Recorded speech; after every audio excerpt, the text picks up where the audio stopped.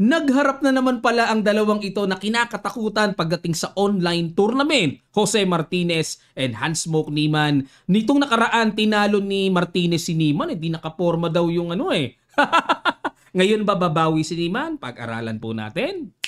White si Martinez, nag-E4, E5 si Niemann, Knight F3, Knight C6.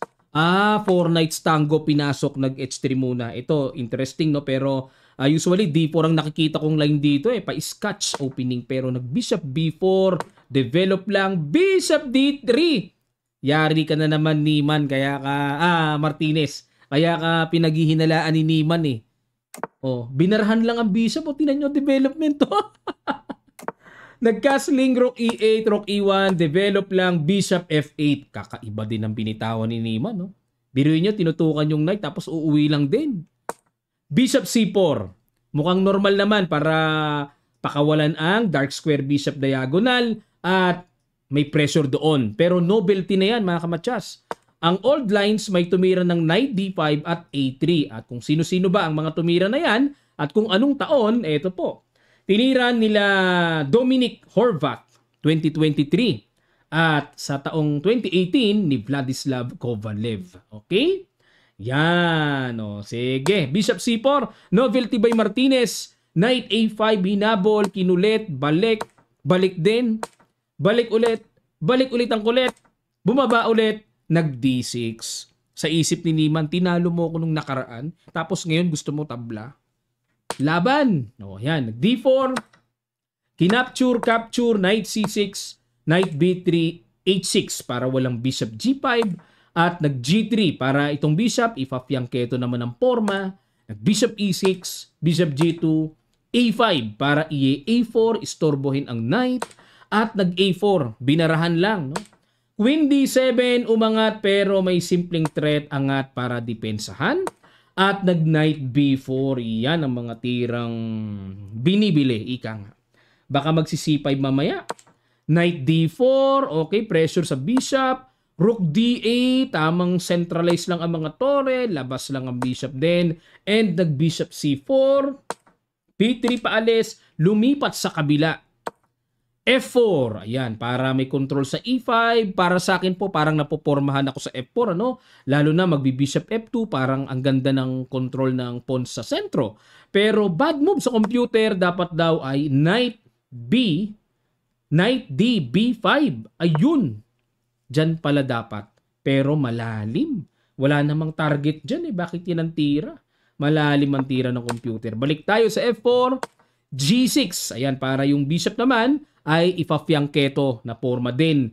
Pero ang gusto ng computer ay D5 na pala. Okay? At kapag nag-push E5, mukhang solid sa puti pero magsi-C5 may counter. Okay? At halimbawa, kung ma-capture dyan, may rook takes E3. Ay, magkakaganong-ganon pala. May capture sa knight. May tempo kasi. Oo. Two minor pieces sa isang tore. Mag-rook E7, capture, takes, queen takes, and knight A2. Pero dito po, kitang-kita ang evaluation bar, decisive na ang black. Okay? Losing ang puti. So, balik tayo sa G6 na ginawa ni Niemann at nag-queen D2, C5. Atake sa knight. Pasok.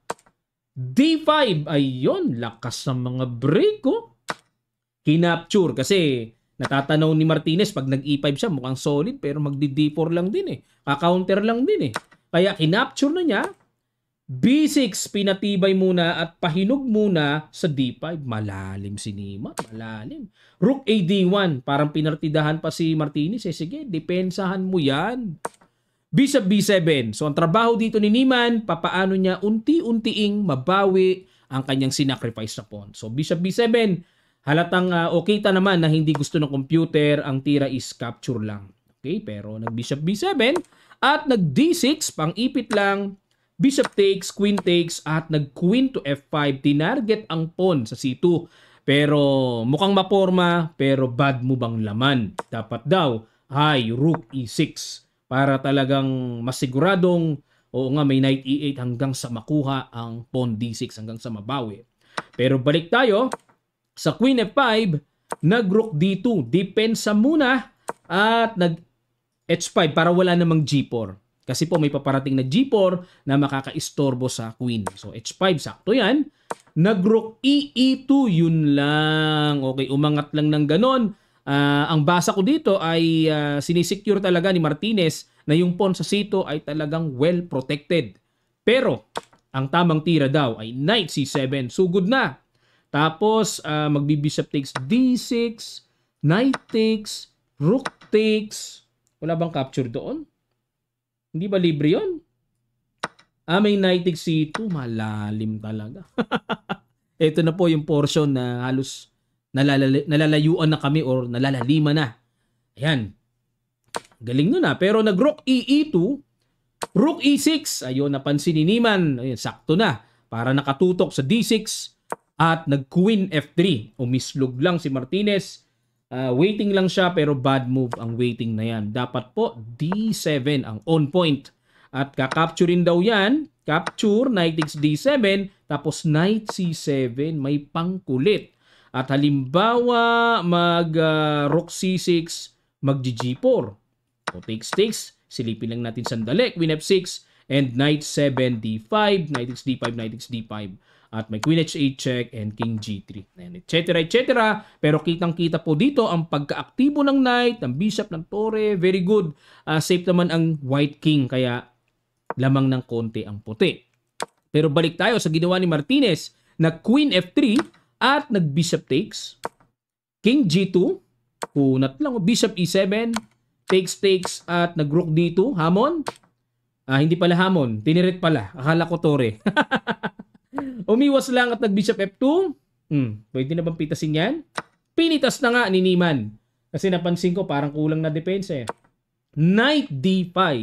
Mukhang maporma. Sa akin, unang tingin ko maporma tirang to. Kasi pasugod, may pressure, pero bad move. Dapat daw is Queen D3.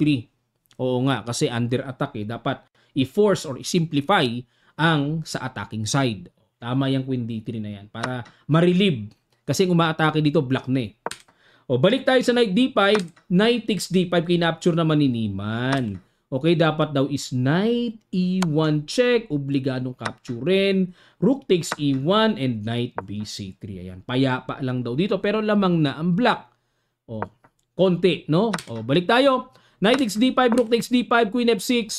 At nag F5. Ayun, naisip ni Martinez. Siya na lang ba ang may karapatang umatake? Bomba! Nag F5. Pero bad move. Dapat daw is Rook D1. Para hindi maka Knight E1 siguro, no?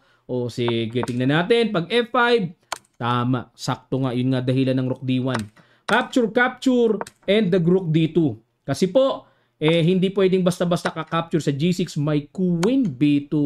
Ubos kagad. Queen F2 obligado and Rook E2. Tapos ang laban. Okay? So, balik tayo sa Rook D2. Nag C4. Knight C3. Ayan, para pupunta uli sa D5.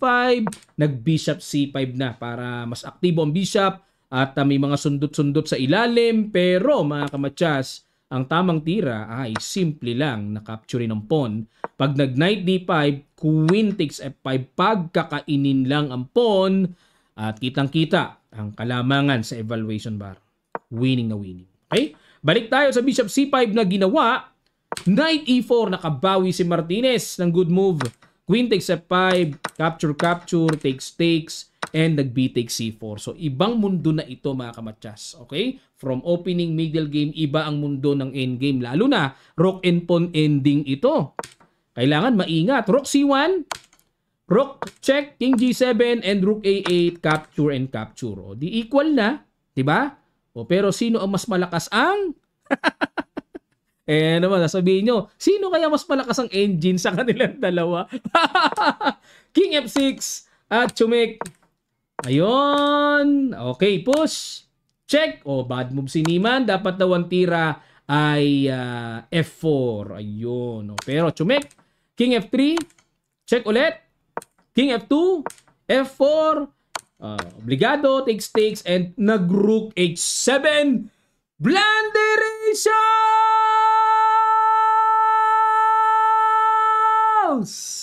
Blunderations, mga kamatsas.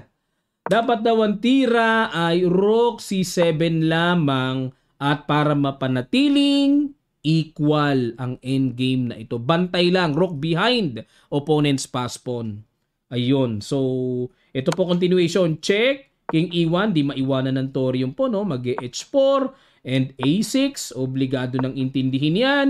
May rook C6. Threat muna. Pag nag-F5 halimbawa, rook takes and then pag nag-takes may King F2. Okay? So, ito po ay drawish. Oo nga. Kasi pag chumek, ganun, parang ang sarap pasukin no? Pero may check lang Mapapaalis at mapapaalis. So, 2 versus 1, tabla po ito sa ganitong rook and pawn ending. Pero, balik tayo. Ang ginawa rook h7, kinuntirya ni Martinez ang h5 pawn na mali po, na mali ng decision. Yun, no? Nasa buong pag-aakala niya na 2 versus 1, tabla. Yun nga lang, maganda yung 2, nandyan sa king side. Kaso napalayo yung isa. 2 versus 1 na pero malayo yung isa. Yun ang diferensya. Oh, may malayo Naiintindihin Ayun, nilapitan. Okay, push. Okay, ito po nangyari, push. Ayun, okay. And C4, King C3, check, and ayun, capture. So, magpo-push na po. So, hanggang dito na lang at ni-resign na ni Jose Martinez. Sino mas malakas ang tira?